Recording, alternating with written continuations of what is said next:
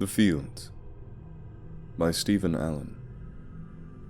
The crops lay withered and half-eaten. So did the corpses. The entire field lay devoid of life.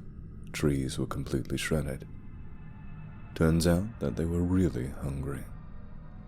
So hungry that they could swarm a whole tree, and by the time they had finished, the only thing left would be a skeleton.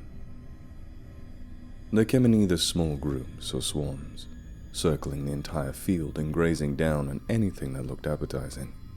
The scorching sun's heat did not seem to do anything that would drive them off. Nothing would. They seemed to show no seasonal pattern. There seemed to clearly be nothing that would stop them. Except maybe pesticides. Other than that, they would keep feeding. They had overwhelmed the farms for very long now. The summer heat was driving the extremities of their hunger and forcing them out of their homes into the homes of others. Swarms became more common until they were the norm, whilst the smaller groups became the oddity. At the same time, humans, mainly farmers, happened to be out in the fields, tending to their own desires. The planting business was in, and the plants needed to be planted or food would be scarce. Animals needed to be rounded up and dewormed, otherwise the food would be tainted. Children wished to cease being outdoors and play with the baby goats. Everybody seemed to be doing their own thing. That's when one of the farmers came running back, his clothes in tatters and his nose bleeding all the way down to his shirt. His shirt had a massive hole the size of a fist. As the other villagers became attracted to the commotion, the farmer started yelling that swarms descended upon him, and that the field was a graveyard. Turns out his second rant was correct. Despite the abundance of farmers in the area, the fields looked as though nobody had been there in ages. The potatoes and tomatoes alike had been reduced to mushy skeletons, and the plants were slimy tiny atoms. Just as he spoke, his first sentence became proven correct as well. While this would have made him elated that people believed him, it made him and the others feel the opposite way. Usually, the pesticides would have some effect, but the villagers turned heel and rushed back into their homes. Because these flying creatures were hostile. Where there should have been teeth were instead razor-sharp pincers. A villager confirmed this after showing part of his arm missing skin that served as the primary tool for the parasites. They may have had wings, but they weren't visible due to the constant flapping. In order to flee the onslaught, many villagers fled and headed into large cities where the flying creatures wouldn't dare to travel. At least, for now.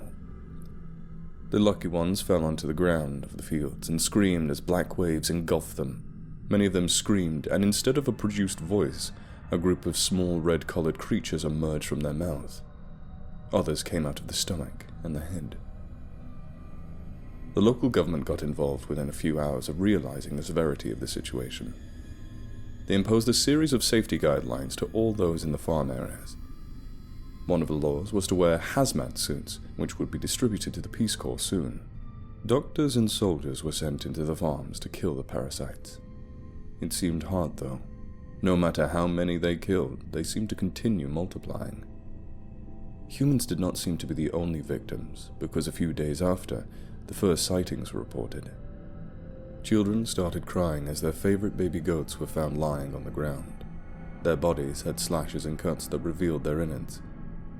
Inside the heart of each baby goat was an observed writhing, and this was cause for a loss of coloration of the organ. A month later, the village was no longer the same. Villagers were no longer leaving the boundaries of their small houses. The fields were stagnant, and the amount of corpses remained the same until the next unlucky child headed out and fell prey to the dominating swarms. Animals were placed in their pens with metal walls and a roof to cover them. So far, the creatures did not show any ability to dig through metal. The guidelines were being followed to the best of their abilities. The silence of the day was interrupted when a van arrived at the door of the village. Few broke the indoor policy as they rushed to allow the van to pass. They knew that these people were here to help. The door of the van opened up, and 3 men stepped out in white hazmat suits and blue gloves. Their attire made damn sure that most of their body was protected from bites. They each grabbed a tank of blue liquid that was connected to a long, thin pipe with a trigger. 2 backpack straps were fixed to each tank. The decontaminator would last for at least 6 hours, which was for the first shift of the village. The men headed into the small enclosures of the goats. The bleating was extremely loud as they approached. The farmers, not wearing any safety gear, that was courtesy of their long life spent out in these lands, took syringes filled with whitish blue liquid and injected them into the screaming goats' mouths. They then marked them with a number, to show whether or not the goat had been dewormed. The hazmat men helped the farmers decontaminate the few goats, and one of them marked their sides with a number in blue paint. Although the masks covered their faces, the farmers could see that they weren't happy doing this. But what could they do? They walked into the bushes and came to a small shack, a one-room hovel. Inside was a woman lying on her table in the sitting position. Her mouth reeked of dead flesh. Thankfully, Sterling couldn't smell.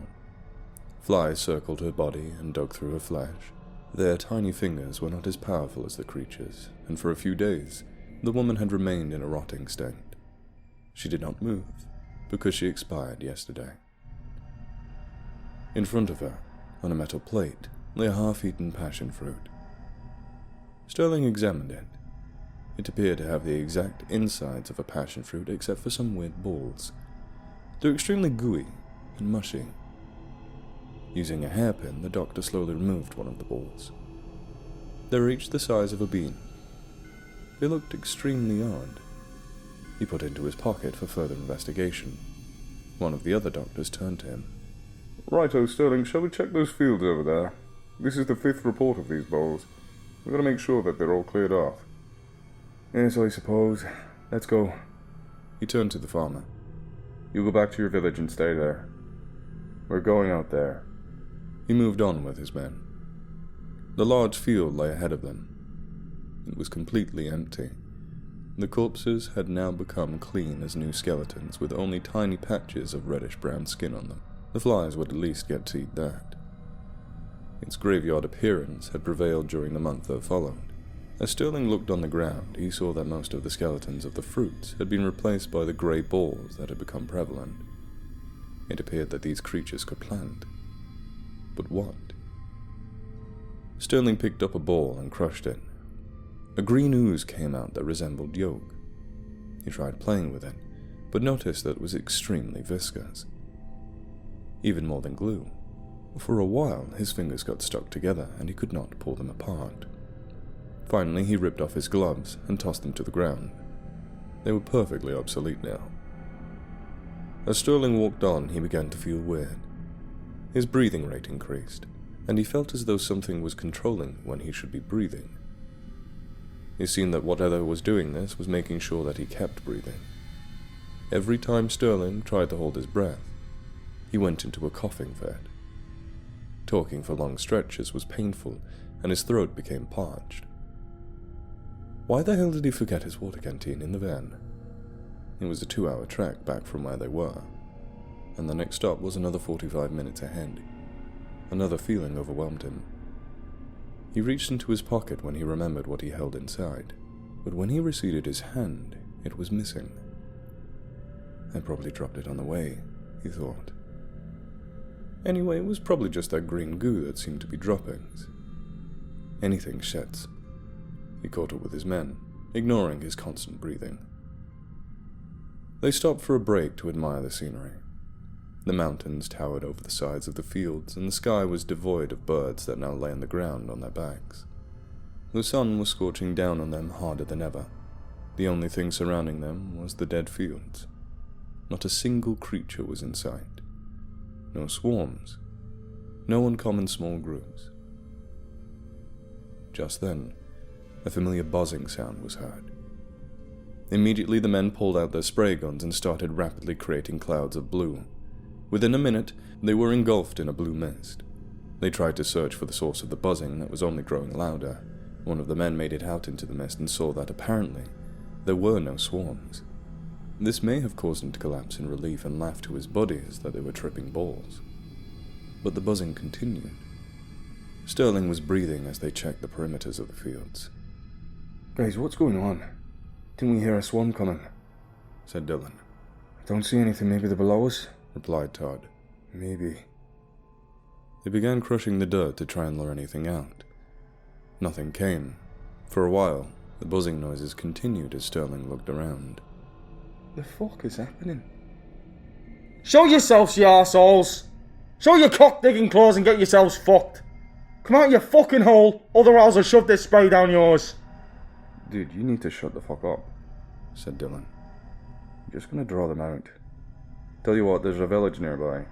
We'll run over there and alert the villagers. Then we use a house for safekeeping, and then we rendezvous with the other team. Sounds like a plan. But still, Nate doesn't look like he's up to the idea of running. He was right, because now Sterling was on his knees. His face was reddening up. The others had to carry him all the way to the next village.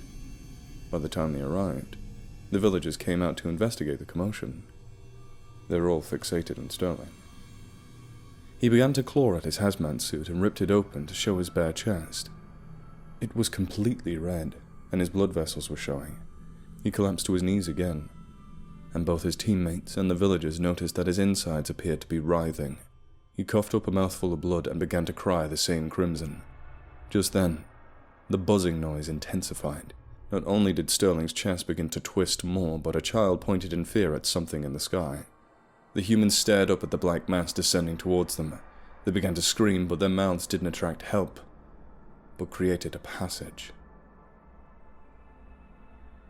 The next day, the entire village lay withered. So did the corpses.